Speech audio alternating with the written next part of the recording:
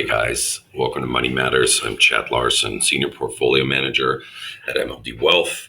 Um, Apologies for the informalness today. I am basically in a t-shirt today. I'm in transit, and my flight was delayed and got stuck overnight.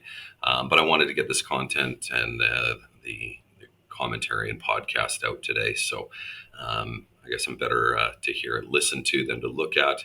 But if you're watching, I'll wear a suit for you next time. Actually, that's probably a lie as well. At the end of next month, I will be traveling and we'll be doing this remotely. So a couple months, I'll put a suit back on for you guys. But listen, April was wild. If April felt like a market reality check, you're not alone. After a red hot start of the year, April brought volatility. Mixed signals from the Fed, Liberation Day by Trump, and a stock market that took a bit of a breather. And today I wanted to kind of break it all down, what happened, why it matters, and what we're doing right now. A lot of it will be around messaging, around rash decisions and moving to cash, as the past month has been great for positive performance. So we saw some massive volatility in the marketplace, and markets retrench, and then rally back significantly. So we want to focus on being disciplined and being tactical. So some of the key points we're going to run through today, inflation surprises and Fed rhetoric. Some of the points that I want to get through around the April CPI, or Consumer Price Index, and PCE prints came in hotter than expected. What that means is the market was pricing out rate cuts in 2025, but they've cut those expectations from 6 expected cuts down to just 1 or 2. So the Fed's tone has turned more hawkish, reinforcing a higher for longer policy, and that's something I've been consistently, advocating that we align capital towards. We do see sticky inflation across the job market, caused by a surging red hot job market. Obviously, yield on the 10-year U.S. Treasury touched 4.7, and growth stocks cooled off. I want to start with some of the data. It's a nerdy part of the commentary, but April brought in another round of stubborn inflation. As mentioned, CPI remains elevated for the third month in a row, and markets reacted. As said, the bond market had been pricing in 6 cuts early this year and has quickly backpedaled that. So it's pricing in maybe 1 to 2.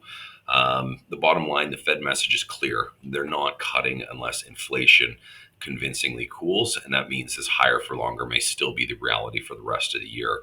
So for clients, this changes the narrative.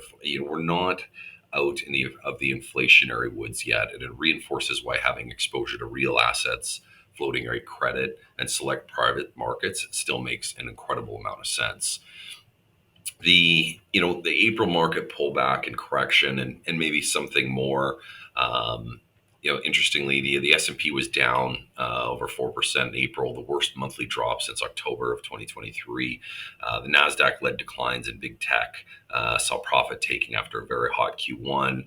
Volatility ticked higher. Defensive sectors like utilities and staples held up relatively better. The U.S. market rallied in general, off its bottom that it saw. We saw Powell that doesn't look like he's going to get ousted, tariffs calming down, et cetera. So again, reinforcing that rash decisions are bad. So as the markets reacted predictably and the S&P pulled back, big tech was definitely in a place where profits were taken, and we had done that earlier in the year and leaned internationally, leaned more of a deep value tilt.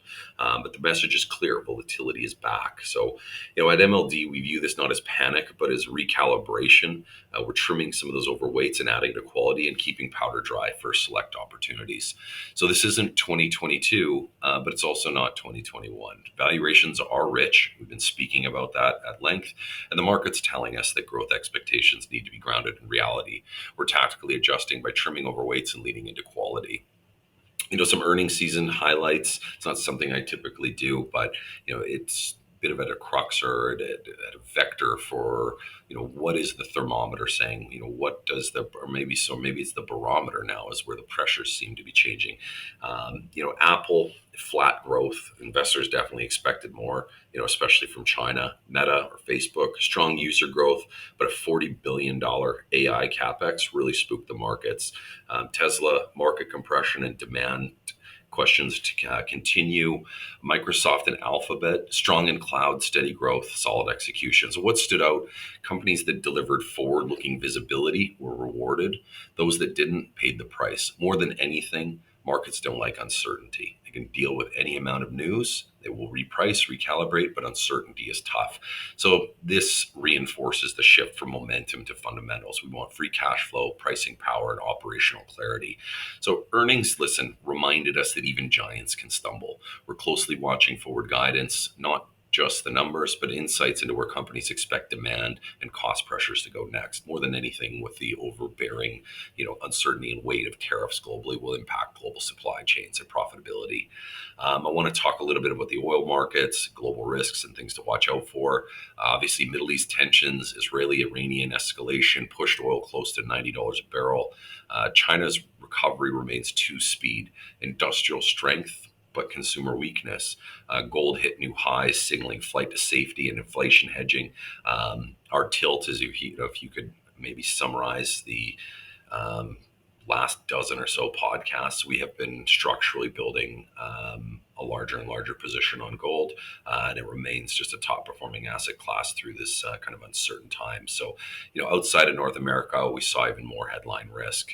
The Middle East, the China is still uneven, and so for globally diversified portfolios, we are still leaning into hard assets, energy, infrastructure, and defensive commodities, and you've seen that across portfolio positioning, increased exposure to gold. And listen, but when the market did tank, and we did what we were supposed to do. We had shifted more to a value. We'd shifted internationally. We'd shifted ex-US. I'm not saying like light switches, but from a market weight exposure, we had bullets.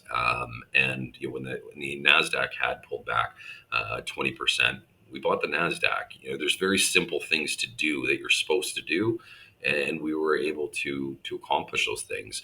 Having a high IQ is something I said I've been said to have had, and I don't mean intelligent quotient. Is implementation quotient. We all know what we're supposed to do, whether it's staying in shape or doing a job, but do you implement it on a daily basis? And some of those basic principles, this was time to do it. So as the market saw incredible oversold levels, we put money to work. And I'm really happy that the team continues to execute, on beyond just the basics, but the necessary building blocks of tactical portfolio management. Again, diversified portfolios, geopolitical hedges like commodities and hard assets are playing an increasingly important role, and it's about balancing return, with resilience. I'm going to talk a little bit about the caution north of the border. Well, I guess the border that I'm in here today, I'm in Toronto, the Canadian election and recession risk. We just had the election, doing my best to keep my politics out of the room, but I do live in Alberta, so you can imagine where my views lie. We just had an election. It is the same old garbage. The reality is it doesn't matter who's in power as long as they do what's required. But time is going to tell here. It's going to impact oil. It's going to impact a lot of noise. In the Western alienation between Alberta and the balance of Canada. I think. Only time will tell, like all things. I said I will never discuss politics, but I'm happy to debate policy anytime. The reality is most of the cabinet that makes up the Liberal Party is just, it's Trudeau Part 2. Got a new leader, a new prime minister at the head of that, but we were going to have to really wait and see. So, Canada is facing a triple threat: elevated consumer debt loads, a housing market that's still vulnerable to higher rates, and a slowing GDP growth that puts us on the doorstep of a technical recession. So, yes, Canada is going to recession. I had said on the back of a Polyev win, I would absolutely have gone overweight, not all in, but I would have gone overweight Canada into infrastructure and energy. And as of right now, I have no confidence in increasing any exposure into Canada. I'm not saying at any valuation, but until the playbook's out on what uh, what type of conducive environment we have. The Canadian economy is a GDP economy. It requires global growth. It's a resource-based economy. It's forestry, it's minerals, it's metals, it's oil and gas. We've got 4 or 5 strong banks that are well regulated and well governed to make money in any marketplace. But you have to see a growing world first to be one along Canada, and you want to have clear policy, and we don't have that yet. So remaining underweight Canadian equities, the earnings growth profile just doesn't stack up against the US or broader globe, and sector concentration in financials and energy adds risk if the economy contracts. So we're keeping exposure focused, we're diversified globally and tilted to more resilient themes right now. Takeaway in positioning portfolios, some of the call it key talking points I'd go through is that volatility is likely here to stay. Markets are no longer in easy mode. Being selective with equities, looking for high free cash flow, strong balance sheets, keeping private credit and income generating alternatives in the mix. As an update, private markets, how they've performed amidst recent volatility. I don't pick fights online. Arguing on the internet is absolutely one of the silliest things one can ever engage in as a pastime hobby or a full-time focus. A lot of keyboard warriors out there, but now listen, I do understand the nature of the slower marks or mark to market, and the pricing transparency smooths out in the short term some of the volatility, because you don't have just a bid ask spread. You don't have people panicking versus no buyers at the party today, creating massive swings in volatility. But our private markets and private credit exposures remain very senior, and we have a lot of subordinated equity below us in these capital stacks. And more than anything, I'm very confident and very excited about the exposures that we've built through the alternative private income portfolio and select special purpose vehicles and limited partnerships that have worked the better part of my career to I would say carve out a niche. As you all know, I published a book recently called Beyond Traditional: Guide to Investing in Alternatives, Unlocking Their Value for Modern Portfolios. But really, I don't want to overplay. Call it self promotion, but we're absolutely look to within the Canadian market and getting more exposure internationally and globally about being an authoritative voice and allocating into private markets and alternatives across Canada and across the globe. So that will remain a key thematic. Now, listen. Looking at the diversification across into those markets, like when I even say the word private credit, that's not one thing. There are umpteen dozens and dozens of different versions of private credit. There's mezzanine, there's debtor in possession, there's senior loans, there's buyouts, there's bridge financings, there's workouts. Like there's as many colors to the rainbow, if not more, than there are to these asset classes. So they're not all created equally, and it takes a sharp mind, a ton of access, and a lot of conviction to enter into those markets. Duration risk is real. I said I would talk for 5 seconds about fixed income to make Mehul happy on these calls, but duration risk is real, and rebalancing fixed income exposure is crucial. So, kind of the key positioning takeaways. Number one, reassessing equity exposures. Valuations are still rich in some areas, and fundamentals matter more than ever. Quality over quantity, especially in equity allocations. Number two, income is your friend. We continue to like private credit, structured notes, and dividend plays. Staying global, Canada faces unique economic risks right now. Again, number three, alternatives still matter. Volatility is back, and true diversification means looking well past the 60-40 playbook, leaning into income, real assets, and tactical alternatives to buffer volatility. So we remain agile and strategic. So, kind of in closing, I kind of have a little bit of not so much a rant, but a kind of an analogy to say at the end here. But April reminded us that capital markets are dynamic, and conviction without agility is dangerous.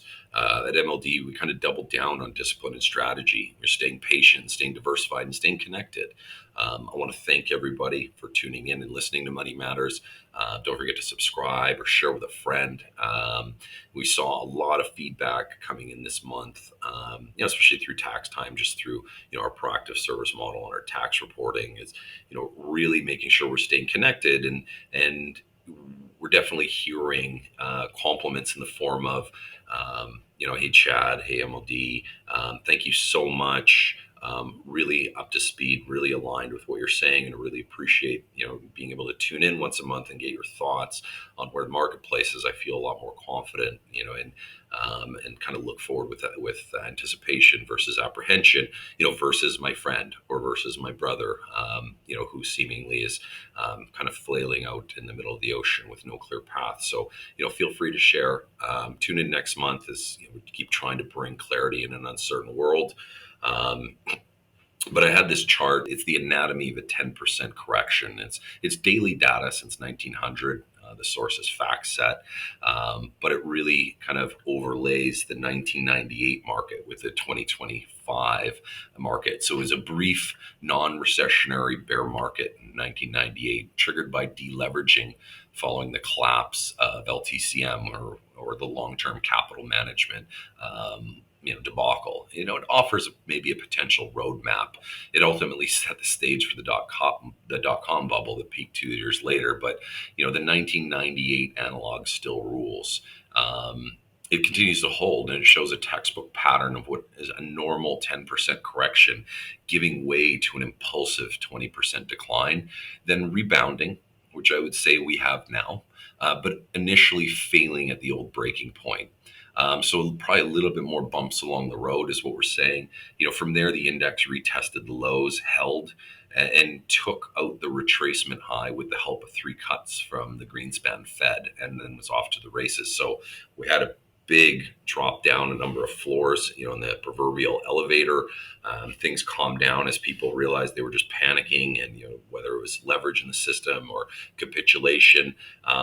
But until we see kind of clear visibility and the Fed start to, look, and inflation cool, until we really start cutting, we'll probably not retest highs for a while. I expect us to be in a sideways market. But that being said, into the next couple of quarters, when we do finally see an easing Fed, will really set things up. Remain convicted to gold here. Remain selective in our equities, looking for deep value and free cash flow. And again, if there's any questions or comments or themes you want me to talk on, feel free. Shoot me an email. I'm easy to get a hold of. I try to stay out of everybody's hair as much as possible, but the door is always open for conversation, for feedback, for further add-on conversations. Have a wonderful day, and I look forward to speaking with you all in early June. Take care.